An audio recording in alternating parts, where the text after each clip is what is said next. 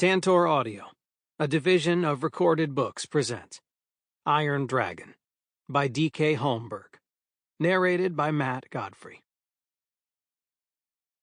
Chapter 1. A flutter of movement caught Jason's attention, and he stared into the distance, searching for the gradient of heat that his dragon sight would show, but came across nothing. The longer he stared, the more certain he was that he had seen something. It was difficult to make anything out against the steadily circling wind. It tossed snow and ice into the air, swirling it around. Gripping his bow, Jason crouched low, gliding along the snow. His bearskin jacket hung open, letting some of the snow in, the bite of the wind not bothering him as it once had. His stomach rumbled, but he ignored it, trying to focus. It did no good to worry about food until he completed this hunt. If he failed, it would result in more than him going hungry. Clear your mind of everything but the target. Twisting away, he tracked along the snow, the way his father had always taught, but the shifting wind made it difficult to follow any footprints.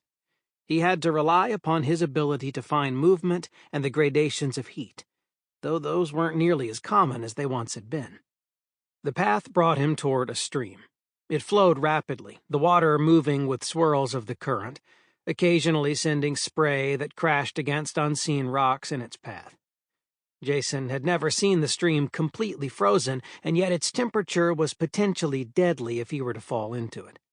He cupped his hands together, bringing some of the water up to his lips and drinking it carefully. It was cold, and it practically burned as it rolled down his throat. There was a time when he wouldn't have dared even dip his hands in the water. Warming up again would have been nearly impossible. And yet, since finding the ice dragon, something had changed for him. He had changed, and his ability to tolerate the cold had altered. What would his father have thought of that? He remained along the edge of the stream, bent down, one knee buried in the snow, looking for any signs of movement. There were none.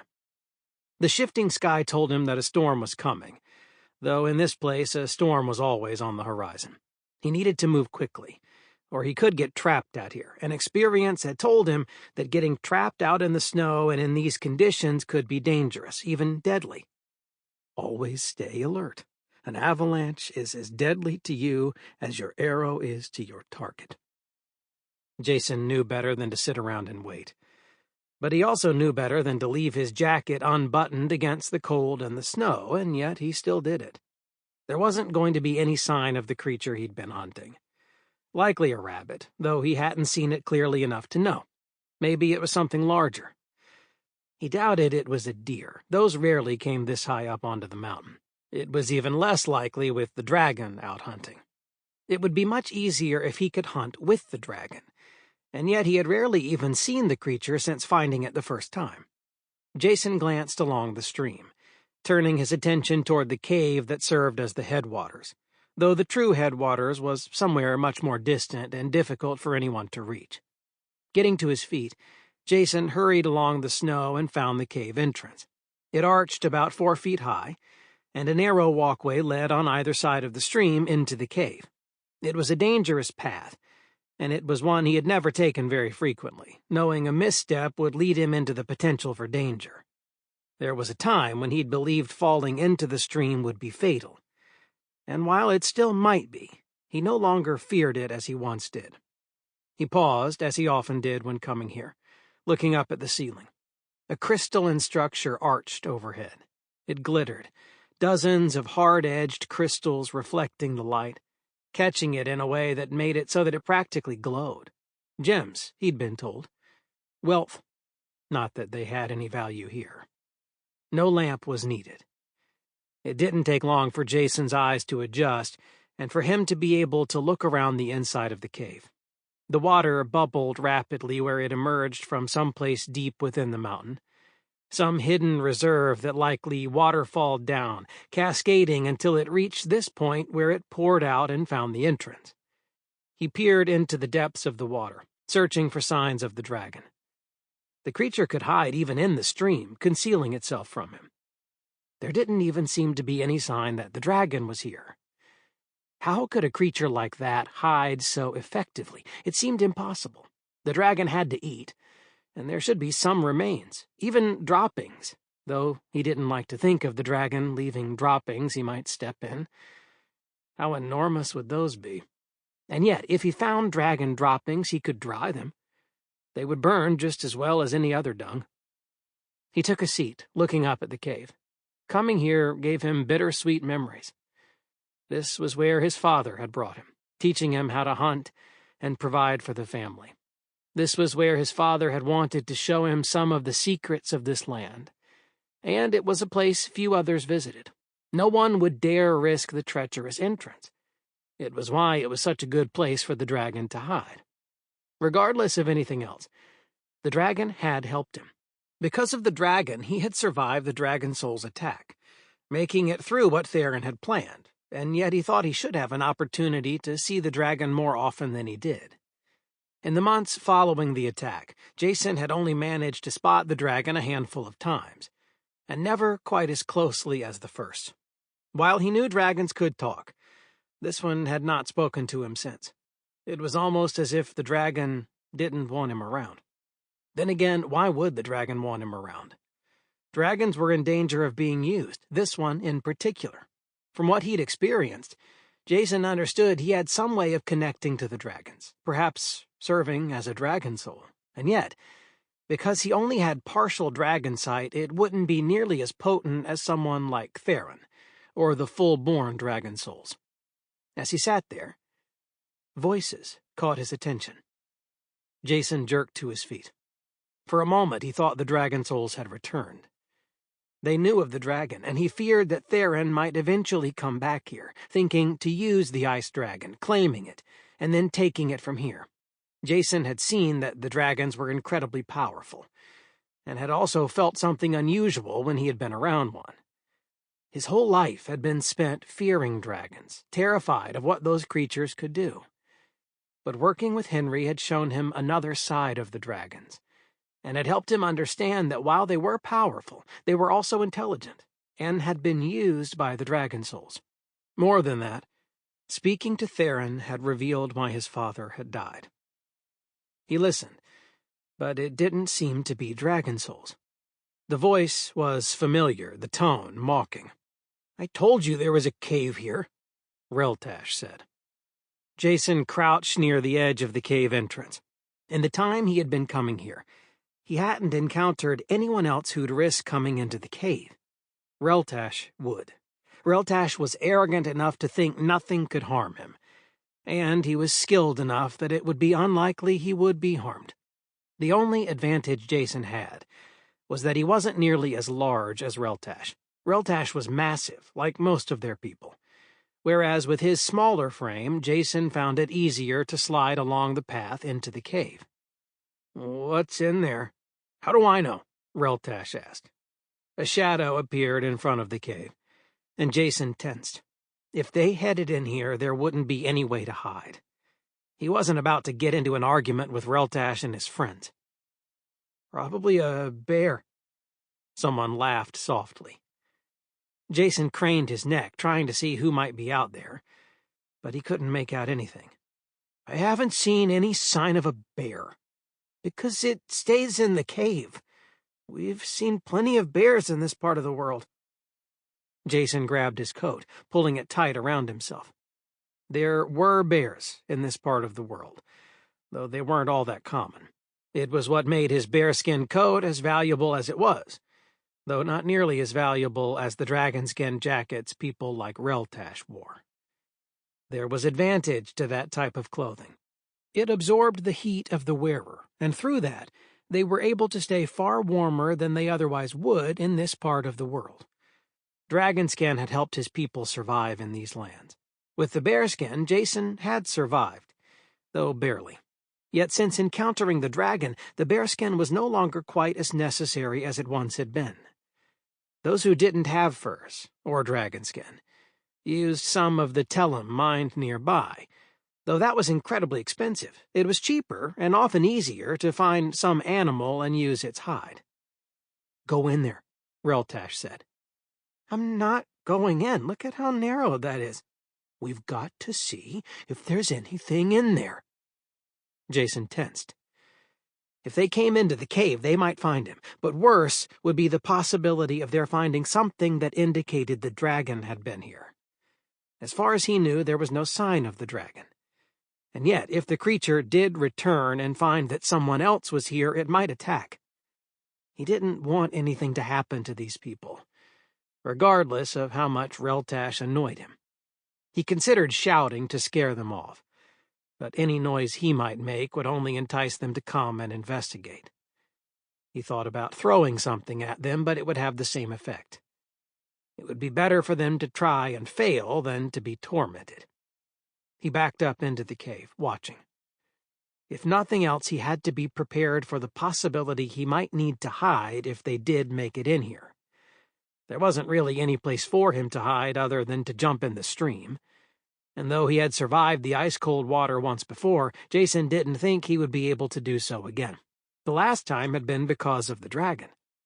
Shadows along the mouth of the cave caught his attention as a hulking figure started forward.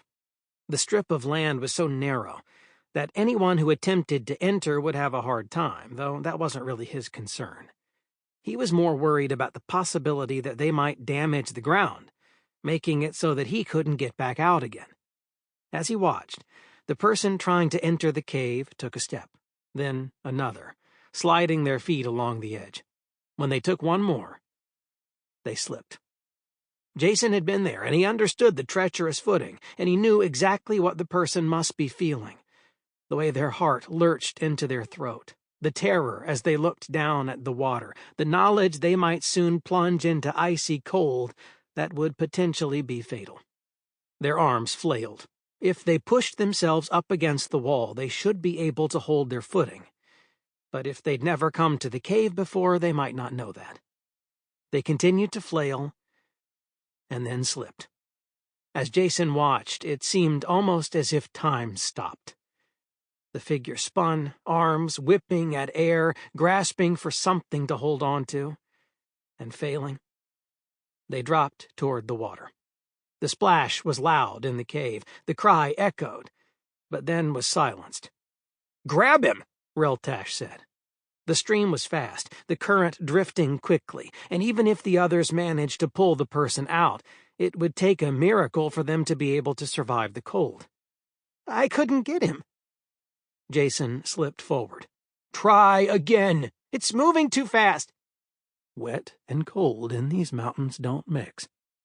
Jason looked out at the water. He had fallen into it before, and yet he didn't think he could survive it again. There was one thing he could do, though. He understood the way the stream curved as it headed down the slope of the mountain. Racing out of the mouth of the cave, he slid, jumping across the stream, and glided down the mountain. Reltash shouted something after him, but Jason ignored it. He wasn't about to let somebody drown or freeze when there was something he might be able to do. He had no idea if he would even be able to accomplish anything. Time in the water was dangerous, and it wouldn't take very long before they would be overwhelmed by the temperature. How long did he have? Only a few minutes, and perhaps not even that long. The longer they spent in the water, the lower their temperature would drop, and even dragon skin wouldn't be enough to keep them alive. He dropped to his buttocks, sliding along the snow. He picked up speed as he went and stared into the distance, praying he would be in time to reach the stream as it worked back around. He didn't know if the person who'd fallen in would have passed here yet, and even if he managed to reach it, what did he really think he could do?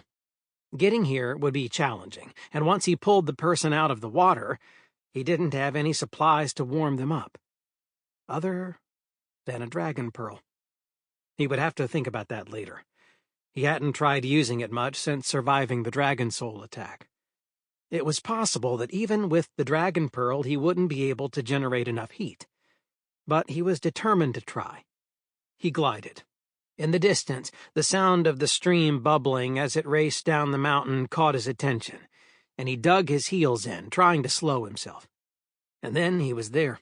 Bracing as he neared the edge of the stream, he caught himself before plunging into the water. He looked upslope, searching for anyone who might be floating along in the water. The stream wasn't very wide here. only a few feet across, but with as cold as it was, Jason understood how panic would set in, making it difficult for anybody to escape. Movement upslope caught his attention.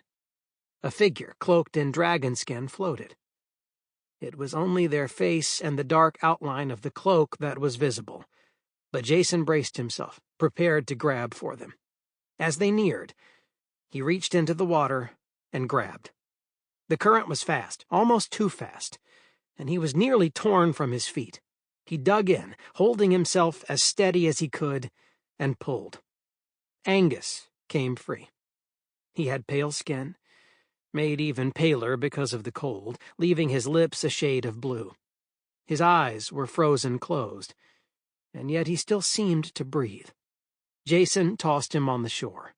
Grabbing for the dragon pearl, he pressed his hands upon Angus's chest. Drawing energy from the dragon pearl was tricky. It involved him focusing on some part of himself he wasn't fully aware of, and yet he understood there was power within him that he could reach for, if only he could get to it. It came like a fluttering deep within him. It connected to the warmth inside of him, and he pushed it out, letting it flow through the dragon pearl, and it exploded on Angus. He held his hands there. There was an advantage of the dragon skin in that it would absorb most of the heat, and if nothing else, it would provide a certain level of protection for him. Jason held his hands there, not moving, squeezing Angus's cloak tightly. Heat began to emanate, and steam billowed off the cloak, burning off the water. Color began to return to Angus's face, and slowly his breathing increased. Jason stepped back, slipping the dragon pearl back into his pocket, and took a seat next to him. It didn't take long for Angus to come back around. Angus rolled his head from side to side, blinking moisture free from his face.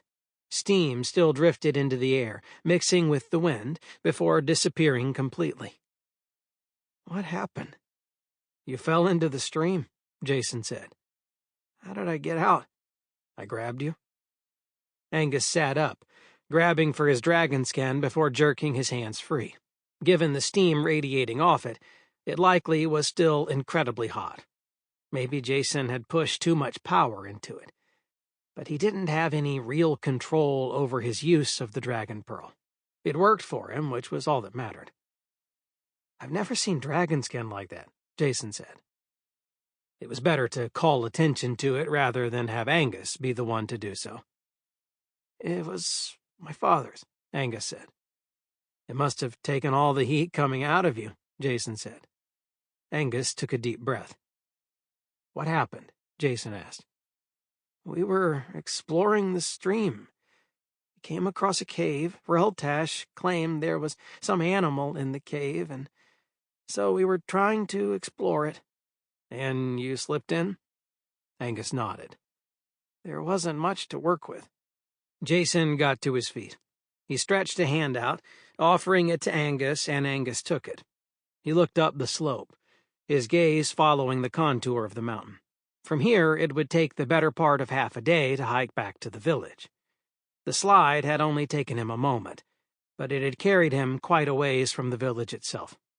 With the coming storm, returning would be even more difficult. "Thanks," Angus said. "We still have to get back." Angus grunted and started up the slope. Jason looked around.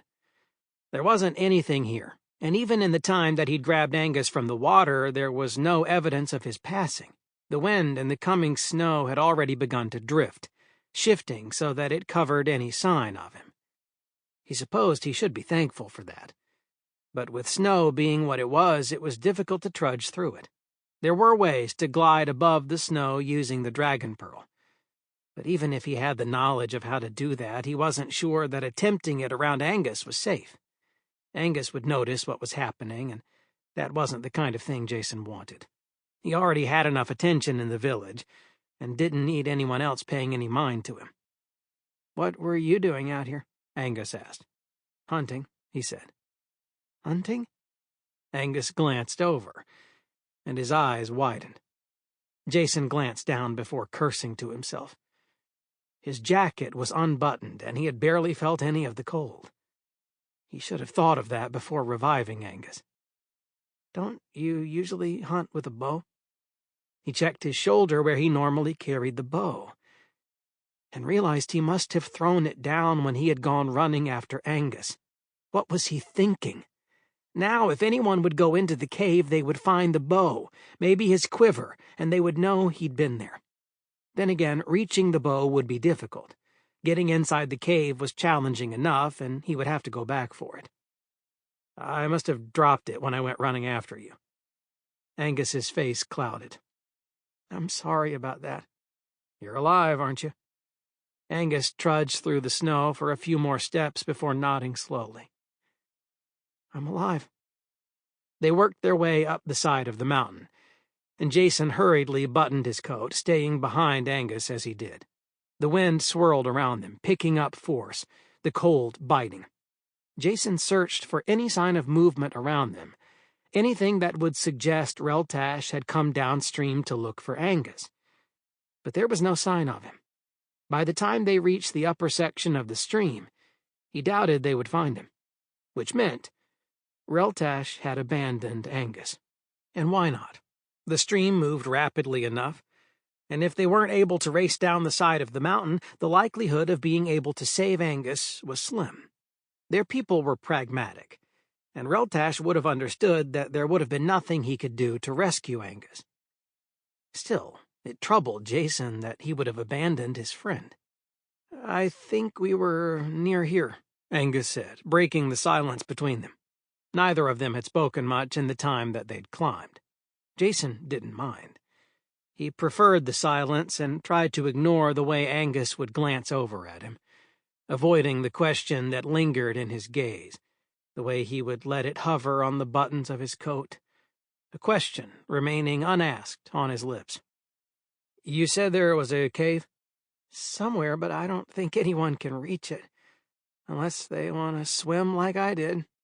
He smiled, and Jason smiled back. "Who else were you with?" "Other than Reltash and Hames?" At least that explained who the other person was. In a village the size of theirs, everyone knew everyone. And yet Jason didn't know Hames well enough. "I can't believe they'd leave me," Angus said.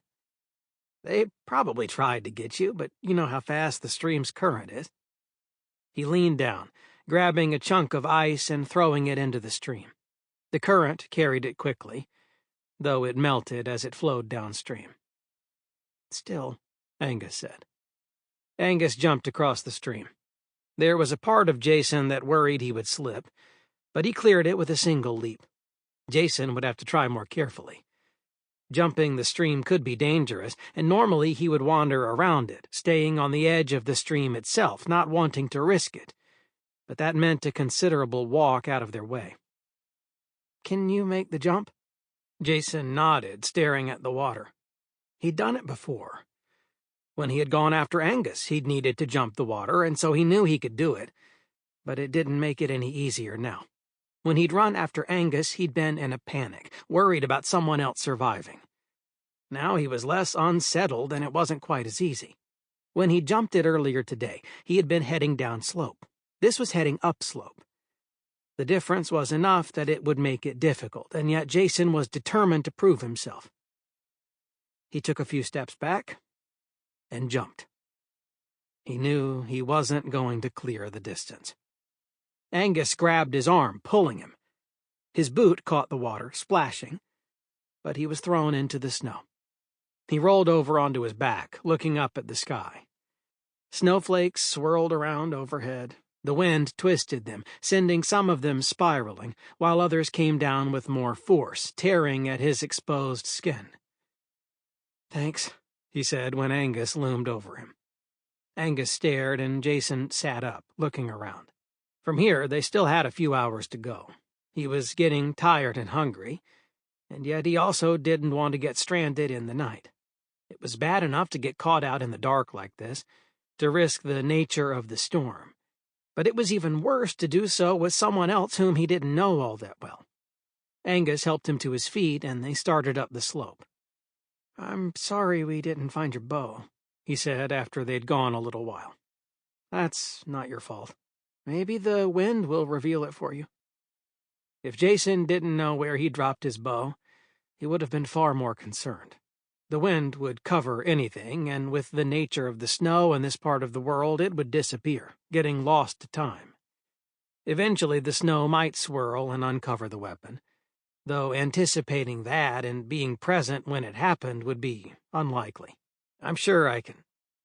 A strange sound caught his attention, and he tipped his head to the side, listening. It had come from his left, toward the cave. It was slightly downslope, and it sounded something like a strangled cry. Or it could be nothing more than the wind. Jason didn't know if he was hearing anything correctly or not, and if it was just the wind, then anything else could be his imagination adding to it, twisting it so that it made it seem as if he were hearing something else. Angus didn't seem to notice. "Why don't you keep going? I'm going to see if I can find my bow." "You're going to what?" "I know where I might have left it." "Tresham, you're not going to find anything like this at night." "I have to look before the storm rolls through." "At least let me come with you. There's no point in both of us getting caught out in the night." Angus regarded him, and finally shrugged. "Good luck." He headed upslope, pulling his cloak around him. Were the situation any different, Jason might find it strange that Angus would abandon him within the storm.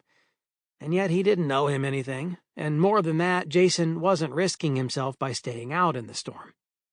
As he stood there, the strange sound came again.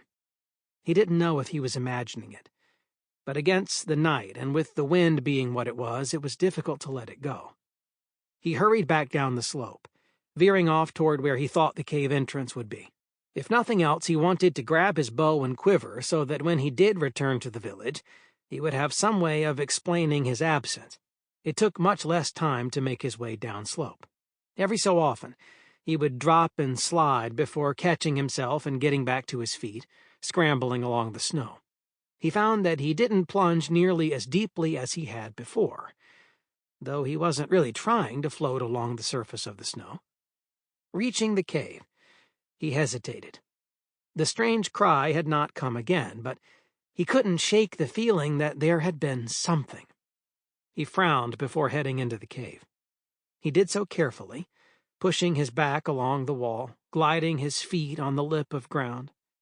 He slid forward, and then, once inside, he staggered free before collapsing on the ground. His quiver and bow were where he'd left them. As he grabbed them, he realized there was something else in the cave with him. Jason reached for the dragon pearl, pushing a hint of power into it, just enough for the pearl to start glowing and illuminate everything within the cave.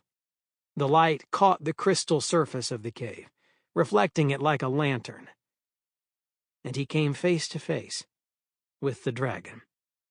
Jason dropped the pearl, and the light in the cave blinked out. Chapter 2. He scrambled for the pearl, sweeping his hands along the floor of the cave, trying to find where it had fallen. As he did, the only thing that filled his mind was the memory of the dragon's icy blue eyes, and the way the creature had looked at him. It had been weeks since he'd seen the dragon, and in that time the creature seemed considerably larger than before. Large enough that he worried it would soon outgrow the cave. Then where would it go? It surprised Jason that he would feel any sense of sadness at the idea of losing the dragon. But there was some part of him that wanted to keep the dragon around, if only so he could better understand the creature, and whether he was at all connected to it. He found the dragon pearl and raised it in his hand, pushing power through it. It began to glow, reflecting light off the top of the cave once again. When it did, it seemed almost as if the dragon were watching him, amusement flashing in the creature's eyes. This time, Jason held on to the pearl, clutching it tightly, watching the dragon. The creature sat back on its hind legs, resting on its wings. It was easily 3 times his size, large enough that it filled the inside of the cave, and yet he'd seen it glide through the stream, folding itself up to become small enough to fit within that space. He swallowed, This close to the dragon, some ancient part of his brain felt fear of facing it, and yet he knew the dragon didn't want to harm him. If it did, it would have done so other times. There had been ample opportunities for the... Sample complete. Ready to continue?